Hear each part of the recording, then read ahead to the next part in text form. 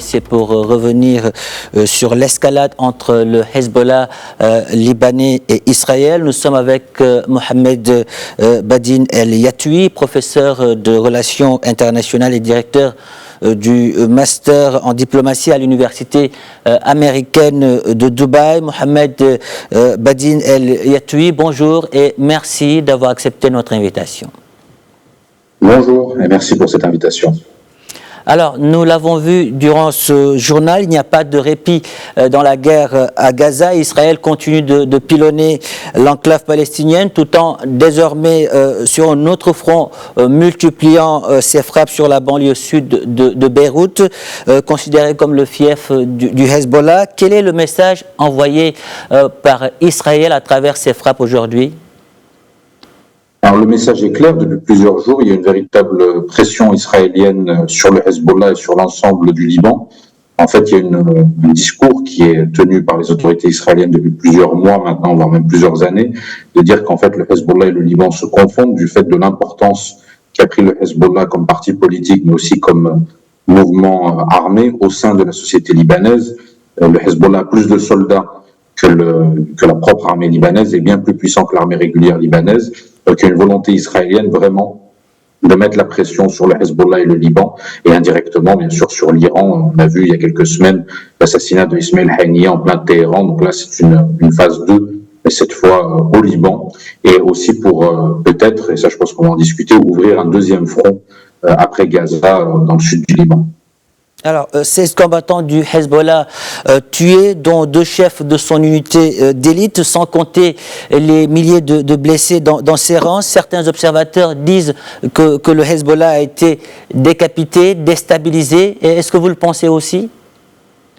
Décapité, non, mais fortement déstabilisé, oui. En fait, c'est une véritable faille stratégique béante qui a été montrée par les Israéliens, la capacité de toucher le Hezbollah plusieurs jours d'affilée à différents endroits et de plusieurs manières. Et aussi le fait d'avoir réussi à assassiner des responsables assez importants du Hezbollah, ceux qui mettaient en place notamment les différents bombardements dans le nord d'Israël depuis le sud du Liban. Donc ça va être un problème pour le Hezbollah, il va devoir se reconstituer et c'est aussi une défaite stratégique puisque là les Israéliens ont réussi à les frapper de plusieurs manières avec les beepers et puis ensuite avec des bombardements dans différents points du Liban.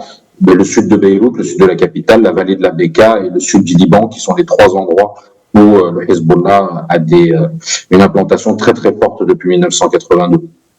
En tout cas, aujourd'hui, le Hezbollah, malgré qu'il soit fragilisé, continue à travers des tirs de roquettes de riposter.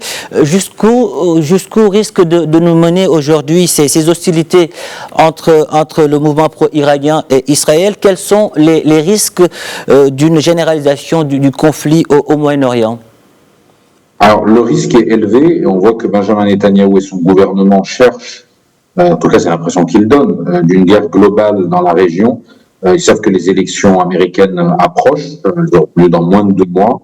Ils savent que Joe Biden ne sera pas candidat et qu'il est sérieusement affaibli en interne et en externe. Et il y a une volonté aussi de pousser les Iraniens et le Hezbollah à la faute et de généraliser le conflit, ce qui servira à Benjamin Netanyahou de bons moyens pour survivre politiquement et se maintenir encore quelques mois à la tête du gouvernement, lui qui a beaucoup de problèmes avec à la fois son opinion publique et aussi probablement la justice israélienne le jour où il ne sera plus à la tête du gouvernement. Donc il y a cette volonté-là. Et la dernière étape, ça serait en fait qu'on assiste à une invasion du sud du Liban par l'armée israélienne. Ça serait un élément vraiment qui générerait de très fortes tensions et qui pourrait faire basculer la région dans la guerre globale. Mais le Hezbollah, l'Iran et même les États-Unis ne souhaitent pas une guerre généralisée. Mis à part Benjamin Netanyahou, personne ne le souhaite puisque tout le monde sait que les conséquences pourraient être désastreuses pour l'ensemble de la région et pourraient engendrer une déstabilisation de très très nombreux pays au-delà du Liban et au-delà de l'Iran. Et aujourd'hui, quel rôle pourraient jouer des pays comme l'Égypte, la Turquie ou la Jordanie pour faire baisser, disons, la tension entre le Hezbollah libanais et Israël?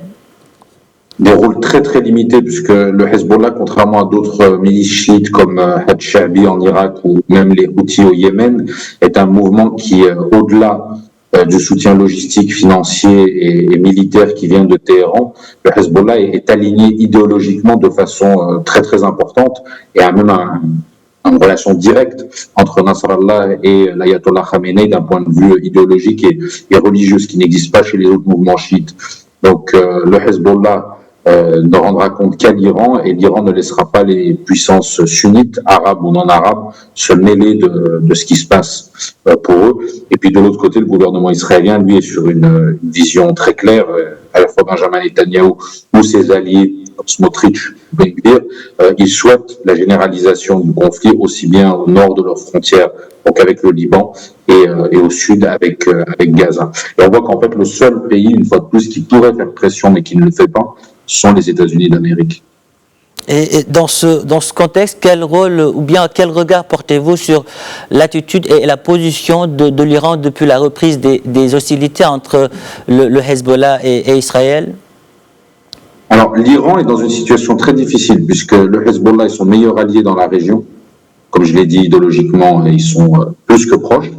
Il les finance et il a même contribué à leur création en 1982 au mouvement Hezbollah, et le choix de Nasrallah, par exemple, a été décidé directement à Téhéran quand il est devenu le leader du Hezbollah. D'un autre côté, l'Iran a été humilié sur son sol, comme je l'ai dit tout à l'heure, par l'assassinat d'Ismail Haniyeh, et l'Iran veut éviter à tout prix une confrontation directe avec Israël, puisque une confrontation directe avec Israël veut dire une confrontation directe avec les États-Unis, et ça c'est quelque chose d'impensable pour l'Iran, et les différentes actions au sein du régime iranien s'opposent sur la manière de répondre, puisqu'ils savent que une réponse trop forte ou un soutien trop fort engendrerait une guerre avec Israël et donc une guerre avec les États-Unis. Et ça déstabiliserait un régime qui est plus fragile qu'on pourrait le croire, notamment sur le plan économique et sur le plan sociétal, avec les différents mouvements qu'il y a eu ces dernières années en Iran. Donc on est face à des équilibres fragiles, on a des acteurs qui rationnellement ne souhaitent pas de conflit, à part, comme je l'ai dit, le gouvernement Netanyahou, mais une simple mèche pourrait faire tout exploser. Il suffirait de l'allumer pour que tout explose, et les conséquences seraient aussi bien pour le Liban, l'Iran, la Syrie, l'Irak et voire même d'autres pays de la région. Et que ce soit l'Égypte, la Jordanie ou la Turquie, ils ont très très peu de marge de manœuvre et très peu de moyens de pression sur les Israéliens pour calmer les choses. On l'a vu déjà avec Gaza, où c'est assez limité, c'est un véritable échec pour le moment. Tout un tas de raisons, mais sur Israël et le Hezbollah, leur marge de manœuvre est encore plus faible. Mohamed Badine El Yatoui, merci pour toutes ces précisions. Merci d'avoir répondu à nos questions.